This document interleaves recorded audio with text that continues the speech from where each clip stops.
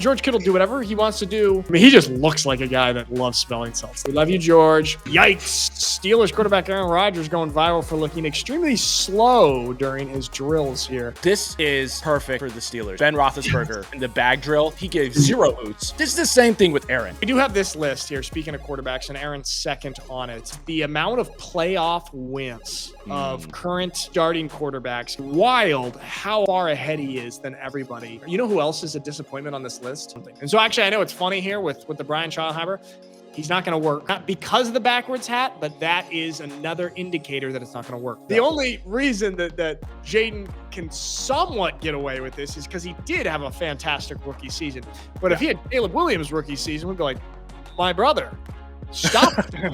You have to focus on football. You have to stop this thing with your mom. You gotta stop it. Archman in Texas is number 1. Okay, look at our boys Notre Dame there at number 5. And a cool thing is this is the first time that the season opener has a 1 versus 2 in the history of college football. A lot of pressure on a new starting quarterback, no matter what your last name is. Hard Knocks was the one piece of content that really showed some of the drama. A lot of the stuff that we're hearing, like, for example, about Caleb, it's like a lot of that's like fans visiting practice. Yeah. So, I mean, who knows how much we should even trust any of that, but it is pretty cool. There's a lot of stuff coming out. A lot of people can. Film doesn't lie, man. Film doesn't lie. So it's good that we're getting that stuff, even if it's shaky cam. Everyone's talking about AI taking jobs. Scott took my job as the podcast sharer. Scott, you mean Mike Posner? Look at his outfit.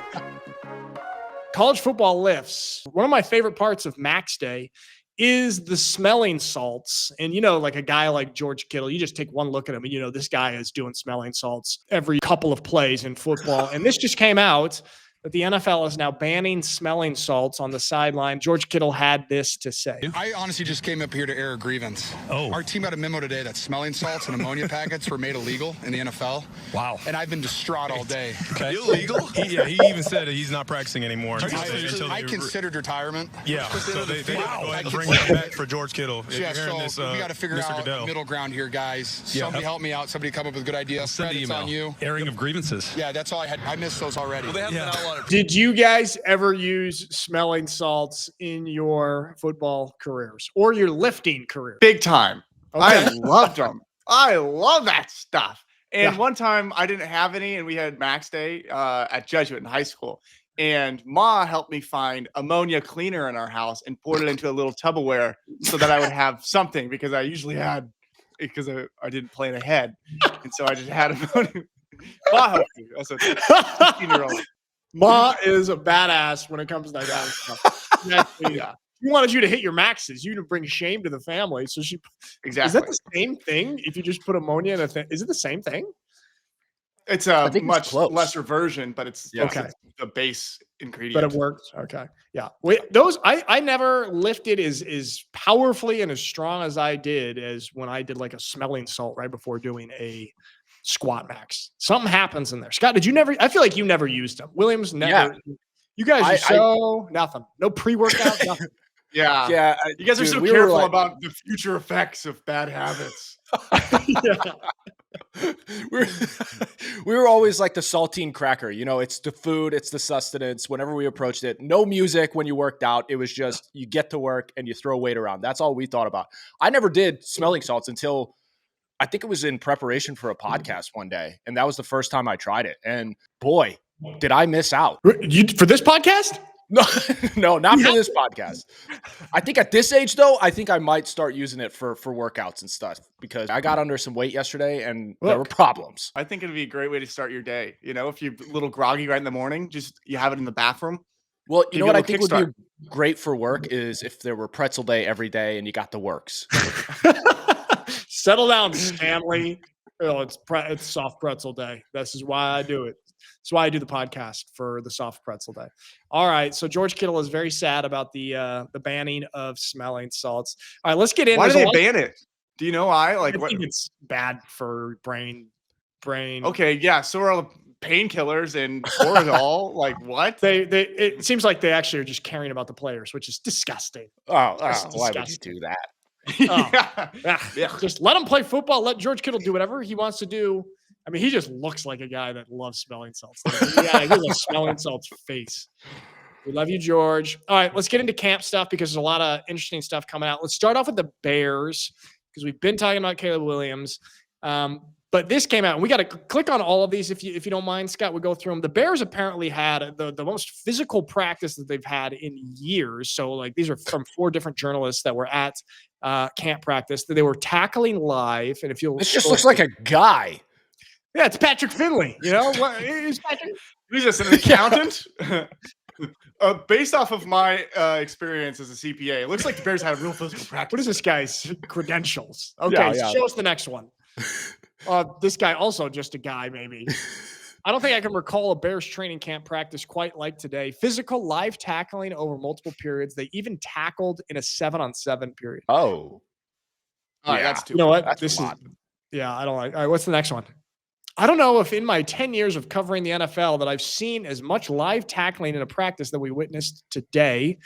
Okay, Courtney. All right, and what's the last one? Bears wrapped up a 2-hour, 2-minute practice that was the most physical in terms of live hitting that I've seen since early in the Lovie Smith era. They got after it today. All right, so they're tackling, they're going live. Do you guys, I know Ben Johnson's coming in and he's kind of trying to change the culture here and set the tone, but do you guys like this? Do you think this is necessary, or is this like, hey, buddy, maybe trying a little too hard? You're going to run into some injuries here. I think a guy like him has to be careful pushing practice like this, like in this direction. A guy like Dan Campbell can do that with authority. And like, you know, you saw the famous speech of him talking before practice. And he's like, if there was any other way we could get to the point we needed to go, believe me, I'd find it. And you can believe him, and he knows, and he's experienced it. But when it comes from, I don't know, it just seems like it comes from like a nerdier guy like Ben Johnson. It doesn't feel as valid. There's something there that, like, because Dan Campbell played in the NFL and he went through those practices. Ben Johnson didn't play in the NFL. And so it's almost like Dan Campbell's not asking you to do anything that he never did himself. Well, Ben Johnson didn't do fully live tackling in the NFL, right? Yeah. That's why he should have it come from like a guy on staff who's really well respected at had one of the more jacked coaches, and have him deliver the message to the team. I think actually that'd be a smart get move. Antoine Randall L., a guy who played in the league for a long time, came out of Big Ten football, not a foreigner to any sort of difficult practice or physicality or anything like that. I bet you there's an element to that. I do agree with you. As we said in other episodes, like, the dude is not optically intimidating in the same way that a Dan Campbell is. And I like your point, Nick, there about like the head coach would never ask their players, or shouldn't ask their players, to do something that they themselves would never do. And that's not to say that Ben Johnson would never go and do 100 burpees or up downs or anything like that. But there's something to it for the player's perspective. It's like when you see a guy who's screaming at you, and they've been through even worse because they went in a different era. They were doing 3 days most likely. You can take the berating for a little bit and improve yourself. Yes, exactly. If you know that they went through something even more intense and they've been through it themselves, and it's like, also, you go back to that a couple of years ago when the Lions had Hard Knocks and Dan Campbell was actually doing those burpees, those up downs, and maybe a little bit was for the cameras, but also he actually did it, and he hurt his wrist doing it. I don't know. Ben Johnson they're going to either look really silly if this kind of results in injuries and them, not making the jump that they need, or if it does really change the culture and like toughens them up and like kind of gets them more than it, then he's going to look pretty smart. Kind of remains to be seen. I do worry about injuries in this kind of.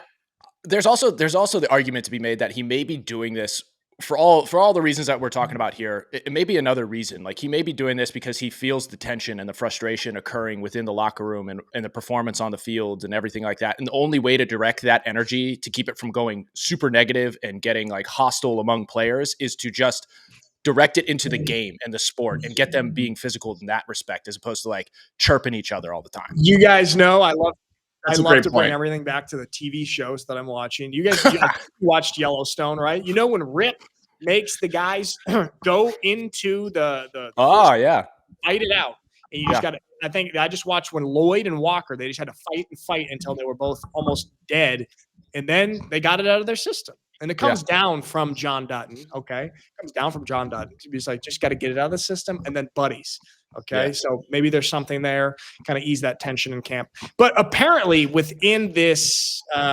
really intense practice period, like how sort of game simulation, Caleb played pretty well. Here, for those just listening, reports coming in that Caleb lit up the defense, 4 touchdowns, no picks, 21 for 27, and no sacks during this really game simulated period.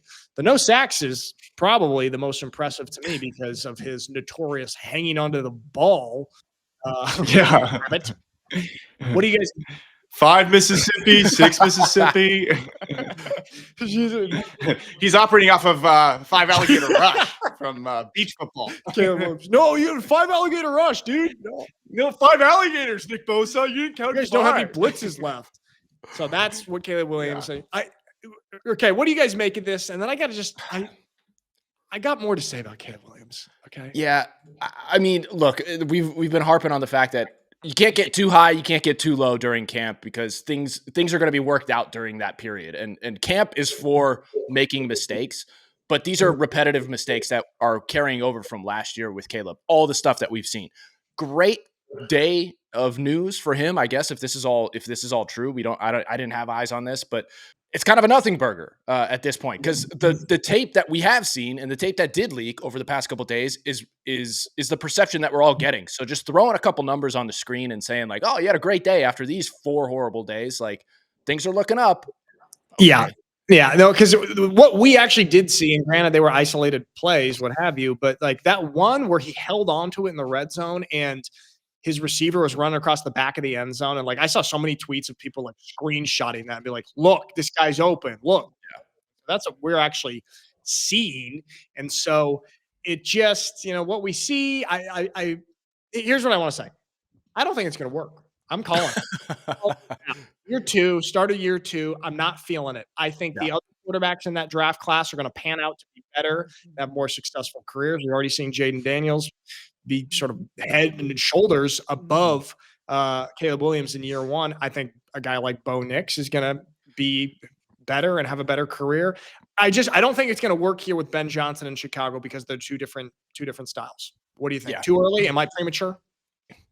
No, I think it's fine to pull that trigger there and say that. One of the things I don't want to get like I said, I don't want to get too high or too low on camp statistics or footage or anything like that. But I think what was more damning and probably more of a problem was the video of him missing the net or not hitting any of the balls there and his reaction after. I think we kind of hit it last episode. It's all about leadership and the way in which you comport yourself and how you go about like correcting wrongs that will happen in camp because that's what it's for, like I said. But it's that style of leadership or that ability to kind of lock in even when you aren't performing. Like it's the way in which you react to downfalls or mistakes. And that's what's most important. And that's what I have the biggest question mark for Caleb, because he seems to be so dramatic. Like you saw Yes. like doing all that kind of stuff. Horrible, bad body language. You can't have bad body language as leaders. Like what you're saying, it's not necessarily like the drill performance is a reaction to the drill. Because you look at old clips of like Derrick Henry when he first got to the league, couldn't even run over bags, tripping over bags. Yeah. Remember? He had no foot coordination. But like you see, it doesn't really affect his play. It's just how you respond to some of it. And just it's the response. Like it feels like just pouty, just whiny, pouty, and that's why I don't think it's going to work out. Okay, that's the behavior of a kid who has never had to, after a sports game growing up, never had to go, hey, dad's taking you home. Your dad's taking you home after this game, and you get a talk in the car on the drive back from a game. That's the behavior. That's why you need strong fathers in youth That sports. is a great point. You play badly, dad's going to take you home. You're not going to get a McDonald's milkshake. Okay. Yeah. Or just like reflect on your behavior, your game behavior. Yes. Like you'll get that stern talking to that you need. That's very, very true. He has that. And some of the other quarterbacks in that class, I feel like they have more of that maturity. Bo Nix and Jayden Daniels, for example. All right. So I'm calling it right now. I'm either going to look really smart or stupid. We'll revisit this. I think in this day and age, we can write off quarterbacks after 2 years in the NFL. We can know if they're going to be good or not, I think. Okay. Ooh. All right. So let's move on, Scott, to your team, because the already packed quarterback room in Cleveland got even fuller. You guys signed another. Tyler Huntley has been signed by the Browns. There are currently 5 quarterbacks on the Browns roster, and I will let our Cleveland Brown correspondent, Scott, What do you think about this? I know Dylan Gabriel's banged up, or what? There's some injuries, soreness, what have you. What do you make of this? Yeah, you got Dylan banged up. You got Shedeur with his shoulder. You got Kenny Pickett. I think he messed something up in his hamstring. I could be wrong there and conflating it with the Yankees guy the other day. But look, this is a camp signing. I love the fact that he's getting signed at this point, and getting an opportunity because he clearly wasn't picked up by another team. So I just hate the fact that it's the Browns organization that has to be like the petri dish for some guys, and it's always got to be the place that people come and like try and find themselves again or resurgence. Why can't we just have a stalwart quarterback room for once? But anyway, speaking to Huntley directly, I actually love this guy.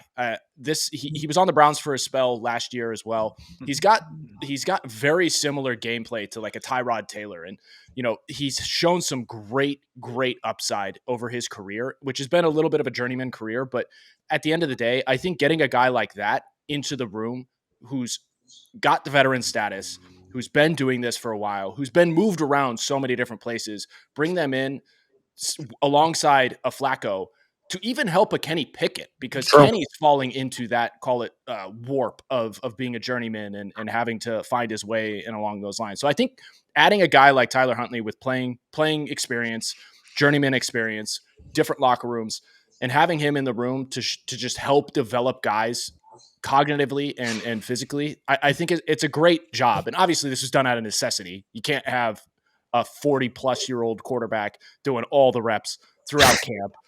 Not possible. So getting him, I'm cool with this. I like Huntley. All right, well, let's go to with the first preseason game coming up. The Browns did announce that Shedeur is going to be starting this, and so we have that graphic right here. But then, Scott, can you pull this next thing up? This guy has an essay evaluation, and we don't have to read all of it, just some parts of it, of what he thinks is going on with the Browns and how Shedeur's getting treated unfairly and not actually having a chance here. So let me just read a little bit of this. This guy with his huge essay. Giving Shedeur 1 day of reps with the ones for the very first time at joint practice, no less, 2 days before a start, is not even remotely indicative of a team that's correctly preparing a quarterback for evaluation. This is a sink or swim situation. Essentially, he goes on to write about how the Browns are setting him up for failure and is not getting treated fairly here in this situation, and they don't want him. What do you make of that? Is there any truth to this, or is it just, hey, the other quarterbacks are kind of banged up? You're not going to start Joe Flacco in the starter in the preseason. Dylan Gabriel's banged up. With Shedeur, he's not banged up. What do you think? Yeah, I think it's a mix of both here. Like, it's out of necessity. Like I said, Huntley just got there. You're not going to throw him after a couple days of looking at the playbook and not even getting enough reps to be with the ones or the starters here. And Shedeur has been injured and nursing the shoulder for more time than the other guys necessarily have. So this makes more sense to me. I understand what the guy's saying because the optics of this are really bad, especially with all the trade rumors circulating and everything like that. It does kind of look like they're throwing him to the wolves. But at the end of the day, preseason pretty much is everyone getting thrown to the wolves. Like, that's what it is. It's just chaotic. And you got to find a way to do your job in those plays and in those moments. I completely agree with you. But also, it's like, if you want to legitimately evaluate players, you have to look at how they all perform, not at like, okay, here's how Joe Flacco does with the ones. Here's how Shedeur does with the threes. That is not an evaluation process. An evaluation process is, how does this quarterback do with the first O-line? How does this guy do with the first O-line? And compare it that way. When coaches don't do that and give real equal opportunity to perform, they are just putting players in positions to confirm whatever their initial bias. Yeah, it's like you could put because if they do that and give guys equal footing, then they're going to have to really reevaluate their initial analysis of people. And it's going to screw with how they approach next season, because it's going to be a lot more work because, dang, all of these biases I had were wrong in my draft process and this process. Who am I? So coaches will do that. Even am I? Coaches will do that to preserve the level of work required to feel good at a day of work. It's like moving forward. any running back can look pretty good with the first team O-line there, just like, all right, you give everybody those. That's why also there is something to be said about preseason because it is such a mishmash of guys on the field. And it's like, yeah, okay, with a quarterback, you are going to be dependent on the O-line and the receivers and everything, but you're going to be able to tell a little bit of stuff. Like if your receivers dropping balls, but they're on the money, good on you, bad on them. Like you can still it's still an opportunity. For Shedeur. It completely is an opportunity despite whatever has gone on with camp and the practice and the reps and everything. It's like, hey, this guy did say it in there, sink or swim. And he has the confidence of a guy who's going to swim. Yeah. It's also like nobody's guaranteed a swimming lesson in perpetuity. Like it's always going to be sink or swim. Every play is almost a sink or swim for the majority of players that are out there trying to make rosters, Right. Like that's the crazy thing is you can't just look at Shedeur and say and call foul because there are 40 other dudes that are fighting for a spot on that roster that are in sink or swim situations coming in practice in camp and then going to the preseason game. So it's like I get it. The optics of this look tough, but he has an opportunity to start based off of the projected unofficial roster or whatever, the depth chart that came out, he's fourth. So him getting a chance to start, this is his opportunity to show he belongs higher up on that depth chart. Yeah, there you go. Let's see what he makes of his opportunity. He's starting the preseason game. Good for him. Yeah. Okay. So that's a young, new quarterback. Let's go to an old quarterback who's getting a little bit of flack with his new team. Our man, Rodgers. Clip came out of him going through drills. Some of the Tom Clement says, yikes, Steelers quarterback Aaron Rodgers going viral for looking extremely slow during his drills here. I will say he does look pretty clunky. He does look kind of tight. What do you guys think? I think it's because his pants are over his knees.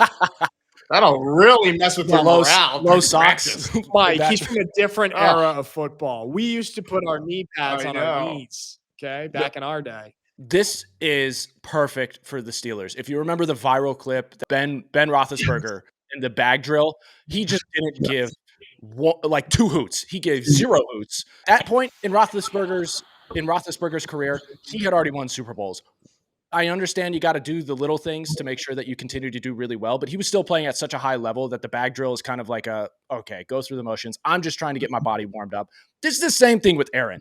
He's been doing it. This is second nature. He's going to do it fine come gameplay. Like these are the guys you don't necessarily have to worry about at all during this point in time. You need to start looking at the other dudes. I'm with you.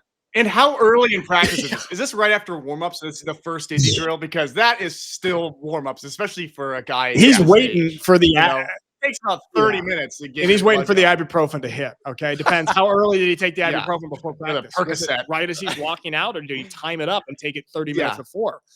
Who knows? Because, did you forget to bring it from the locker to your meeting, and now you have to walk back to your locker, take your ibuprofen before you go out? There's all these a lot of factors there. So Aaron, but we do have this list here. Speaking of quarterbacks, and Aaron's second on it. But I just thought it was crazy is the amount of playoff wins of current projected starting quarterbacks. Aaron, you see there at number 2 with 11 playoff wins. It's just wild how high Mahomes is, how far ahead he is than everybody else on this list. Oh yeah, if you can make it big there. My question to you guys, anybody surprise you on this? And I have an answer for the biggest disappointment. I wonder who you guys would say is the biggest disappointment on this list for having not won very many playoff games. Trevor Lawrence? Yeah, he's definitely on there. Wait, who? Trevor Lawrence. Yeah. Mine's gonna be Justin Herbert. Because at least Trevor Lawrence did win one playoff game. Justin Herbert, that's gonna be mine, especially the way that we talk about him. I think this is kind of a make or break year for him, at least in terms of perception of how we talk about him. Sam Darnold has 0. Yeah, because they were great last year, and then they just blew it They had the bye. Yeah, that was the conversation around the buys because the Lions had the same sort of downfall when they had time off, even when they were rolling. Both those teams were absolute juggernauts during the regular season, and then they had the bye week, and everything kind of fell apart with the quarterbacks. But what I love, Joey Flacco up there, number 3. That's good sign. Good sign. Hey, you can bring some of those to Cleveland, Scott? Yep. Is he? Please. Please help. Look, the biggest disappointment here. First off, I find it funny that they're even including the rookies They didn't even have a chance. What are we talking about? Don't even include him on this. Well, hold on. They had a chance. Yeah. Look at Jayden Daniels. He has 2. They put the new rookie. No, they have like Cam Ward on there. Yeah, okay. We just They should put him on the side or something. That's Gotta win a mean. playoff game. This is unacceptable. Okay. Yep. Sorry. Go ahead. Yeah. Now, I will say, coming to Wow. the defense of Trevor Lawrence, his one playoff win was an incredible comeback. I think it was one of the either the first or the second largest deficit or comeback deficit win that has ever happened in the NFL. I don't even think it was just playoffs, but NFL in general. So like that was really cool, but then wheels fell off the next week. So. Yeah, that was a crazy. Who was that against? Was it against the Chargers? You know who else is a disappointment on this list compared to his perception is Lamar. 3. Yeah. I mean, look how, like, if we talk about Lamar as a top 2, top 3 quarterback in the NFL, and he's this far down, look at all these active quarterbacks that have won more playoff games than him. And that's been the knock on him, is like not being able to get it done in the postseason. But him just sitting right there, and it just maybe also my eyes are drawn to him because there's just one there at 3, and it's like Lamar. He's in his own category. You're behind Brock Purdy, my friends. Yeah. I think compared to his peers, so you look at Burrow, you look at Josh Allen, those are the guys he's most closely compared to. I think that's the biggest sign is like we all know that Joe's playoff run essentially landed in the one season that they made it to the Super Bowl. But that's something to write home about. Like he got his team there with a terrible offensive line. So it is a little alarming, especially for how good the Ravens are or how structured their organization is, at least on the surface and over the past 2 decades. Like they got to figure something out there. And I don't know if it's fully on Lamar, but as the years go on, it's starting to feel like it is. If we have another season where he's MVP caliber regular season and then does not get to a Super Bowl, we're like, all right, there's something going on there. There's something going on there. Okay, and then Justin Herbert. Speaking of Justin Herbert, the Chargers did re-sign Keenan Allen, so they've got him back there. Can you click on this, Scott? This that I've got highlighted, the next one. Because Herbert has a ton of first-round picks around him on the offense. Look at this. Yeah. 1, 2, 3, 4, 5, 6, 7 first-round picks. 4 first-rounders on the offensive line. 2 first-round running backs. 3 and a first-round wide receiver and 2 second rounds. So he's got the talent and weapons around him. And he himself has the talent. He just football skills-wise, size, gifted ability, he's got that. And then he's got a great coach. He's got Jim Harbaugh. So he's also, in my mind, on the hot seat in terms of perception, in terms of talking about him as a top quarterback in the NFL. Well, he's never been the same mentally since we beat him senior year at the beginning of the season. At Sheldon. Okay? I tackled him. Sure, he ran over me, but You guys played him?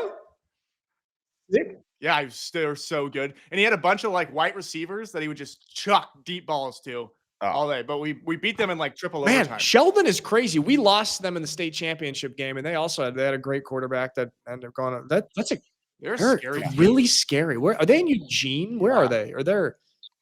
I don't know. They're green. Just came out of nowhere. Yeah, we do have to give that caveat to any viewers. The reason we dunk on Justin Herbert so much is because we were rivals, all of us. Yes, their high school in high school years. So totally understand. This, dude, going to this, it's like you got to wonder. I know the Chargers fans they've always been going through the ringer. It seems, all the way back from the Drew Brees, Phillip Rivers era, LaDainian Tomlinson, Antonio Gates. They were great, but never made it over that hump, and they've just been tortured in that way. And they're always a little brother to the LA teams, the Rams now, and even Oakland and the Raiders when they were there, and the Niners. So like, what's crazy is like, what is the timeline or runway that Harbaugh has? Because he had quite a long runway to turn a program like Michigan around, which he did ultimately. Right. And he's done at multiple programs and franchises before. But what do you think, or how long do you think that runway is for the Chargers fan base and also the front office? Like how long does he have to get this right? I think fan bases are always quicker than front offices. Fan bases are irrational. They're stupid. They don't actually know what is required for the most part. Yeah. Some are stupider than others. Front office wise, I think Jim Harbaugh's got a little bit of a leash here. Like already in his first year, he changed. It felt like a noticeable difference. And they got to the playoffs. And so it did feel like steering the ship there. Now they've really invested here. I think they got to take another step forward this year. If they stay plateaued or even a step back, like I think they got to win a playoff game this year. Yeah. But I think as long as they make progress, then he's going to be given more leeway. I also think just because of who he is, like he, for example, has more leeway in my mind than a coach like Ben Johnson, who's unproven as head coach. So that's what I would say. What would you say? I would tend to agree with you there. Just knowing that the NFL is what have you done for me lately league, not for long league for players and coaches. And we saw even last year, big hires, the Patriots and a couple others are willing to move off of head coaches after a single year. Granted, a lot of those coaches didn't have the pedigree or the resume that, say, a Harbaugh has. But at the end of the day, that the leash is much shorter here in the NFL to produce. And it's a business. And owners are going to be looking at that bottom line and seeing like, hey, are we actually winning? Are we actually producing? Are we actually, receiving any profit, revenue, so on and so forth. So like, I want to say he has a longer leash, but I agree with you. He's got to win a playoff game this year, I think, before people start talking. Yeah, absolutely. All right. Speaking of a coach who I think probably technically isn't on the hot seat because he hasn't even coached any games yet, but should be because he shouldn't have been hired in the first place. Maybe he should have been. Brian Schottenheimer. But this is funny because Colin Cowherd, big sports broadcaster, commentator, always gets mad at quarterbacks or head coaches if they ever have a backwards hat. He thinks it's a bad sign. You know what? I tend to agree with him. And Cowherd went in on Schottenheimer on his show last week for showing up to the press conference with a backwards visor. And so Schottenheimer came in and he responded like this. Oh, sorry, Colin. Let me turn my hat around.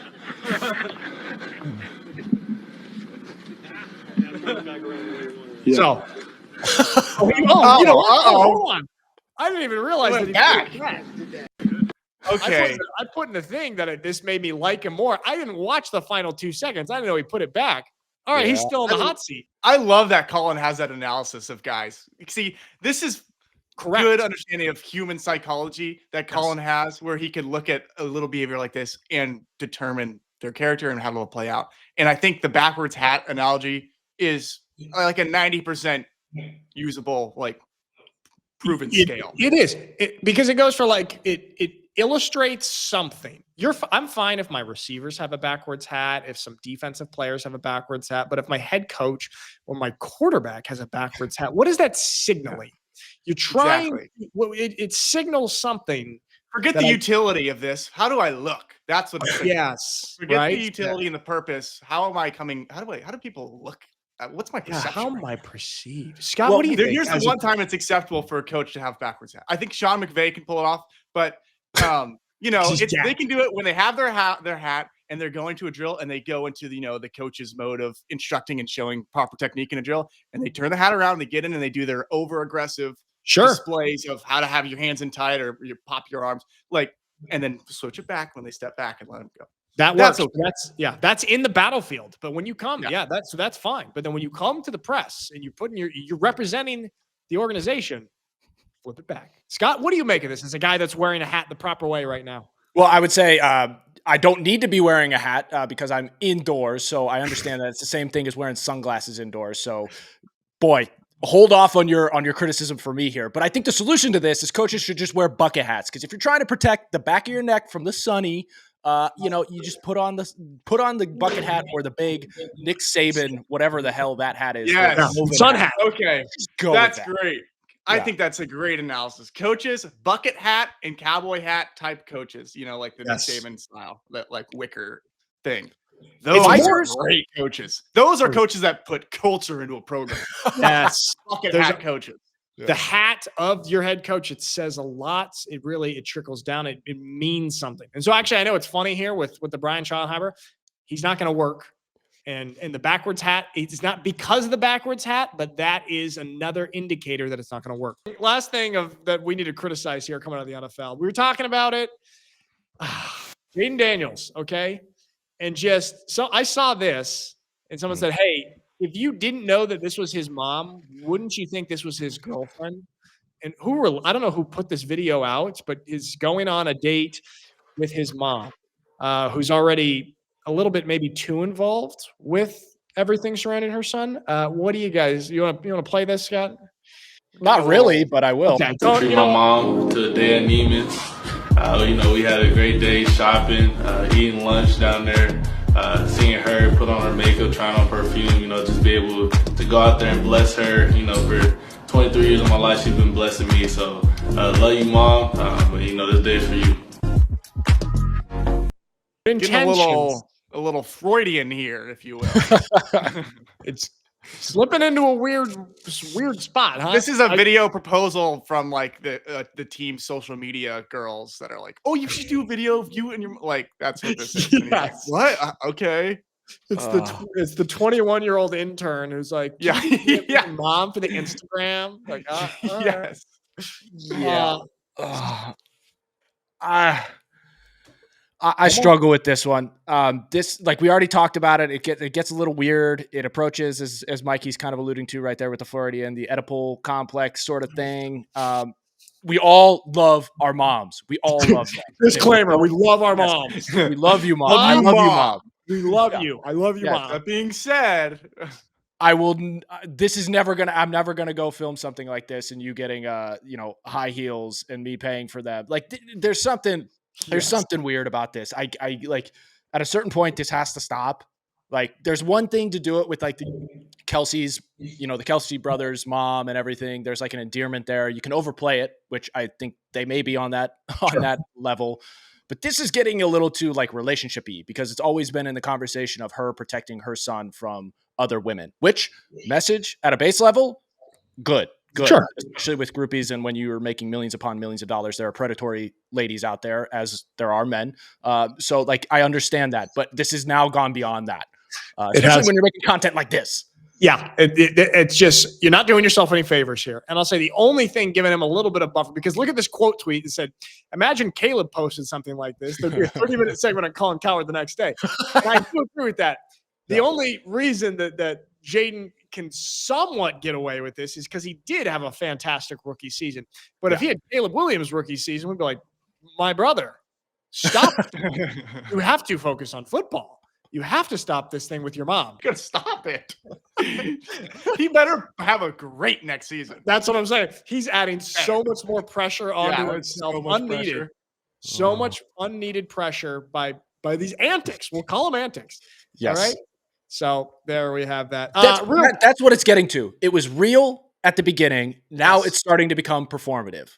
Thank you. Because perhaps he and his mom saw like, oh, that's kind of cool. The mom is like protective of him, all this stuff. That's kind of cool. And then they saw that and they wanted more of that feedback. And so now they're leaning into it and it's snowballed into something that is no longer endearing, but now it's weird and creepy. Right? Yeah. Perfect. Thank you. Careful. Be careful. We call that in the business audience capture. Okay. This is interesting because we were just talking about it. Most overrated NFL players in all time. And we did talk about Eli Manning because the Hall of Fame conversation, him not being a first balloter. I was like, oh, what did he really do? Yeah, he did win those 2 Super Bowls. Was he kind of lucky? We got flamed a little bit on social media for it, rightfully so. But this did come out and put Eli Manning as the top most overrated NFL player of all time. Eli's a good sport. He did say it's good to be number 1. Yeah. What do you guys make of this list? Eli being at the top. Any of these names? Michael Vick on there? Maybe though, because he just got so much. Everyone's like, he's so fast. He's left-handed. Yeah. I mean, Odell, I definitely agree with. Yeah. Odell for sure. William Perry. That's the fridge. Yeah. I don't know about that one. Didn't Troy Aikman win 3 Super Bowls? Yeah. Yeah, I think he did. This might be just good. This has got to be just like a stats thing, like a career stats output. But also, he's got Frank Gore in there, who was the leading rusher for years. Yeah. Like he had a 20-year season or 20-year career, which is overrated. 20-year carear as running back. He's underrated. Years ago, when they didn't even invent ice yet. So yeah. You know which one I agree with though? Joe Namath. Yeah. Have you ever seen footage of Joe Namath playing? He throws the ball like no offense, but like one of these German kids who has never picked up a football that I had to teach in these classes. They played soccer their whole life, pick up football. His throwing motion looks like very foreign.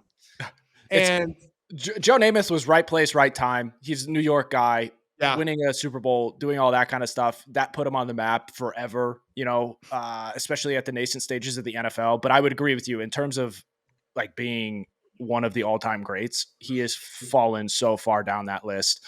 One of the big ones. First off, I love Eli because he's a happy-go-lucky guy, and it's very clear that he doesn't. The way in which he approaches hardships or difficulties is very even-keeled. He adds humor to it. That's the kind of guy. It's clear why he was a leader of a locker room for that many years. Like he's definitely a locker room guy, able to connect with so many different people. Yeah. So I love him poking fun at this and just being like, finally, I'm recognized as top of something. And he is especially endearing because no matter how great he is, and he did win 2 Super Bowls, somehow he's always overshadowed by Peyton Manning. It's like, but like he's still one of the his father. And his father, and perhaps soon to be his Arch. Yeah, Arch is talked about more now. Arch is talked about. All right. Speaking of which, let's go into that just to wrap things up here. We do have the coaches top 25 for college football coaches poll came out. Archman in Texas is number 1. Okay, look at our boys Notre Dame there at number 5. And a cool thing is Texas and Ohio State play each other, and this is the first time that the season opener has a 1 versus 2 in the history of college football. So. Talk about a great opening weekend. What do you make of this? Anything jump out to you on the coaches poll here? I wouldn't say jump out. It's interesting to see SMU as high as they are at this point in the season. They're generally a good squad. They usually make solid runs. Texas Tech's a little surprising as well. But overall, this is pretty much, I feel like cookie cutter sort of approach to preseason. I worry. There's so much hype in the same way that there was so much hype around Shedeur and still is so much hype around Shedeur. I get the sense that while Texas had a great season last year, they may be a little overhyped. And if I were a Texas fan, I would wish that I were, in and around the 6 to 10 sort of marker so that you can move up through success and not have the pressure right off the bat. Yes, I am with you on that, especially with a guy who's coming in to be a first year as a starter. Yeah. What did he play? 3 games last year and he did throw 4 touchdowns, did throw 2 picks, looks solid. And it's like, hey, a lot of pressure on a new starting quarterback, no matter what your last name is. And you're coming in here and you have to live up to all that. It would be nice to be down a little bit more. And then I'm trying to see here. Yeah. Florida. And what was it? Didn't Florida end up at like 7-5 last year? I just don't, I'm not sure. They're always so hyped coming into preseason, and then they just stumble. They got Napier's got to get it right down there. I think talking about being on a hot seat, if he doesn't do it this year or next, if he's lucky, he's out. Florida's been so quick to just cut cords with guys. I'm a little surprised to see Tennessee as low as they are. I would say they lost Nico. Nico, sure, but SEC, they got somebody else a horse in the stable to take the reins and move forward there. So I'm a little surprised to see them as low as they are. Illinois, now that I look at it, that's a little high. Illinois, aren't you a basketball school? Where's Indiana? Is Indiana? There's 19. Yeah, 19. You know who I'm rooting for though? Number 11, Arizona State, Kenny Dillingham. Ooh. I mean, he's got the craziest eyes in college football. Man is scary in a good way, and he's going to will that team back to the playoffs. I think Notre Dame at 5. Are we good with that? I'm okay with 5. I think there's a little bit of what I was talking about with Texas and the media hype coming around them. So I think they're definitely in top 10. 5 might be a little high if I'm being realistic, but I think it's relatively appropriate. I'm glad they're not within the top 4. Yeah. Okay. There we have it. So pretty awesome. Coming up for the season opener with number 1 and number 2 playing a couple weeks away, you guys. A couple weeks away. A lot of good camp drama for us today. A lot of good fun camp drama. Yeah. There's always drama. What I'm happy about is like Hard Knocks was the one piece of content that really showed some of the drama. But now that social media is what it is, and now organizations have social media teams that can kind of put stuff out, and fans are also more tech savvy and social media savvy, they're able to kind of bring out those organic storylines. A lot of the stuff that we're hearing, like for example, about Caleb, it's like a lot of that's like fans visiting practice. Yeah. So, I mean, who knows how much we should even trust any of that, but it is pretty cool. There's a lot of stuff coming out. A lot of people can on. Film doesn't lie, man. Film doesn't lie. So it's good that we're getting that stuff, even if it's shaky cam, 55 yards away sort of thing. We see the number. We know who it is. So I'm a big fan of it. And please, we need more storylines. So keep it coming. Just tell us a story. Tell me a story. Tell me a story. Okay. All right, everybody. Thank you for watching, and we will see you on the next one.